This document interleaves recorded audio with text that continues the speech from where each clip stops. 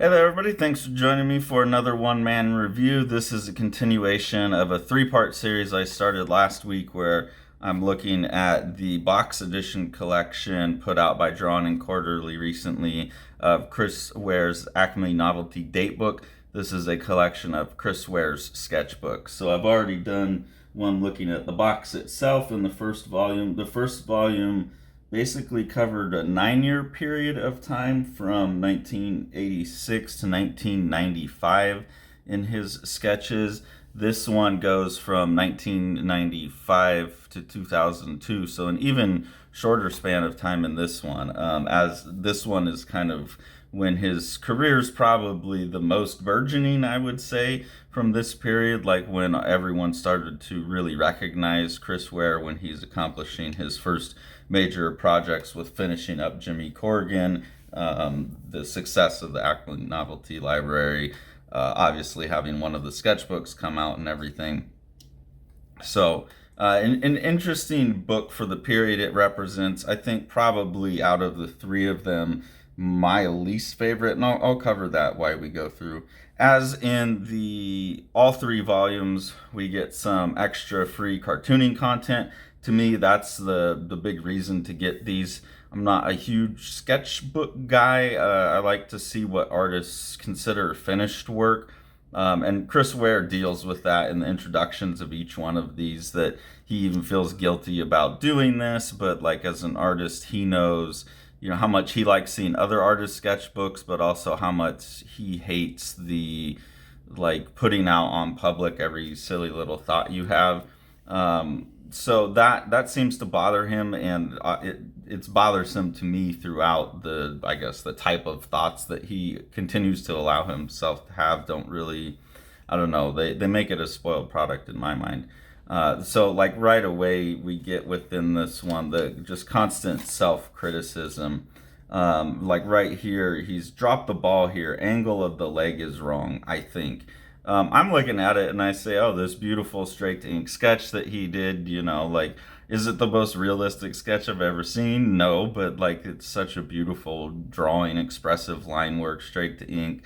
I don't know what standard he's holding himself to. There was somewhere in one of these that he's talking about seeing Robert Crumb sketchbooks and his doesn't live up to that or something.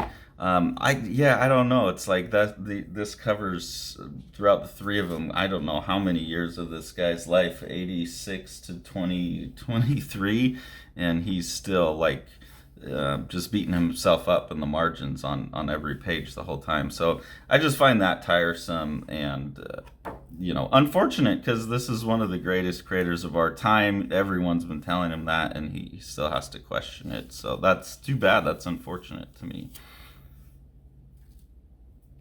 In the scanning all of the notes, most of which I didn't read anything, this one had to jump out to me because it's talking about him visiting the Cranbrook Academy of Art, which is where I got my master's degree in painting. And his note about his feelings about the place are pretty spot on and hilarious. So I had to read that. He said, did, quote, individual critiques. So yeah, that's something that all the visitors there do, where they just go from studio to studio to studio, and they look at what's on the kids' walls and give them a critique. Those usually went for about 30 minutes. I don't know what department he would have shown up in: printmaking, painting. There's not like a drawing department, so I don't know. But that's funny to think of Chris Ware in that situation, having been in it myself a number of times. And then he said, in every clay with people, and in every case literally had to plead with the students to eschew theory and trust themselves, their instincts, emotions, and personal experiences. Every one of them said, wow, well, thanks.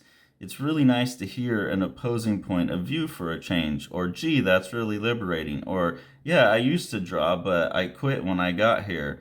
The whole art education system is corrupt and empty.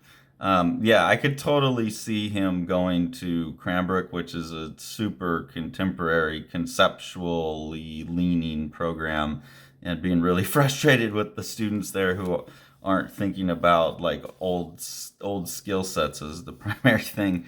So yeah, really, really funny to encounter that. Always funny because Cranbrook's not very well known, even though it's well regarded by the people who do know it. It's fun to see artists crash into that, especially someone from outside the system like Chris Ware, whose description and critique is totally accurate. Another first here, this is the first I saw in the sketchbooks of the putty gray, which goes with the chalky white and the rusty brown characters. So as he's really getting into the Jimmy Corrigan stuff with like full steam, you see these other ideas start to develop. I didn't catch too much of the build up for the building story stuff in here, but yeah, it's cool to see these characters develop. It's interesting to see now that Ware's like a celebrated and accepted part of the community, that all of a sudden there's sketches of hanging out with Kim Thompson, there's Dave Mazzucchelli, and there's Julie, a little strip mentioning Julie Doucet. There's a bunch of stuff like that in here where they start to mention Dan Clowes and is hanging out with other creators. And within all of that is still like, not able to, like this is a really good example here where he's hanging out with Robert Crumb, Al Dodge, some other guy's name he can't remember, and then obviously is doing like a self-portrait challenge between Charles Burns, Dan Clowes, and himself. And you can see like there's masterful drawings in all three of these. Obviously they all have different approaches, but some similar inspirations going on in here. And like he's sitting here being like all sad and depressed, and my drawing doesn't match up to these other two. So I don't know. I don't know what the criteria is that he's looking at that I'm not seeing. Burns and Clowes have thicker, juicier, more confident lines. Ware's got a little bit more of these tiny scratchy lines going on in here, but I don't know, it's just stylistic differences. So it's just a bummer to see that, because you see someone really in the peak of their career and they're still second guessing themselves in a way they don't need to. There's a lot of like uncomfortable moments in the sketchbook just because of Ware's own historical interests in cartooning. So you get a lot of like blackface strips, you get a lot of these type of minstrel characters showing up, and in some places it looks like he's just trying to learn from an old artist, and in other places he seems to be lamenting the loss of those days in a weird and strange way. But I feel like that's a pretty common critique of his work. This definitely reminds me of this being, especially being so close to the Clowes stuff, reminds me of one of Michael Kennedy's Mint books that was a sketchbook, and it had a lot of stuff like this in the styles that Ware and Clowes use, like this more hatching style that Ware uses. So I think Michael Kennedy was taking shots at the fact that a lot of these artists from this time period, like Clowes and Seth and Ware, all have this obsession with the nostalgia for a certain era, and that era comes with this kind of saturated in racism. And I think Michael Kennedy was pointing fun at that, and seeing the more and more of it in Ware's sketchbooks makes that kind of an even more likely thing to me. So I'm going to have to pull those back out and compare them and see if there's any direct correlations. A cool note on this one: finished Jimmy Corrigan at 8 p.m. Last page. Don't really feel anything. Not very happy with it. Don't like it much. But cool to see. This is on 12/8. I don't know what year exactly. But somewhere early December he finished it and wasn't very happy about it. You get to see on the very next page that he's starting to plan out. I'm not sure what he's planning here. It looks like, oh no, it's something for Drawing Quarterly, a cover for Drawing Quarterly, but also has the aged Rusty Brown character there. So now is starting to think about those, and then is doing a lot more diary comics in this one, like a lot more comics as journaling. These are far less interesting to me than all of the like Tex and extra Quimby the Mouse and the potato head guy and the other one. There's still a lot of comics in here.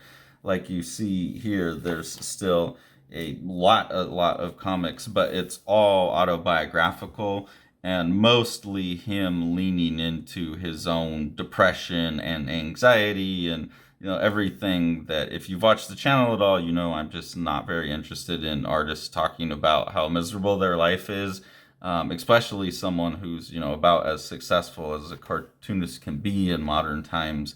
Constantly complaining about that stuff gets old. And at this size, like printed small, like I said, these aren't printed for line work, they're printed for color, so the words get a little extra fuzzy because they're printed in dots. They're not printed just as lines. So at my age, these little tiny stuff, I'm starting to have to get really close to read it, and it's wearing me out a little bit. And when it's just Ware complaining, it's hard to put in the effort on that kind of stuff. It's like, okay, I know I've heard this from you in a million different ways.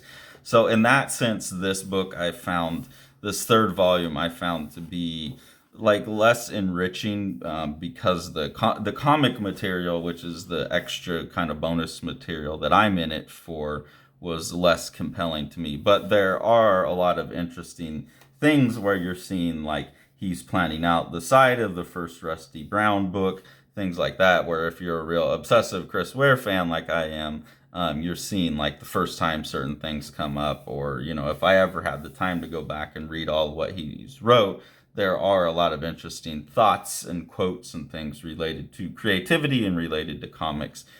So as a collection, it's still nice to have all three, but I think this second volume was my least favorite of the three. So still really cool, really enjoying the box set. And then check back in next week and we'll take a look at the third volume, which I think was my second favorite of the books.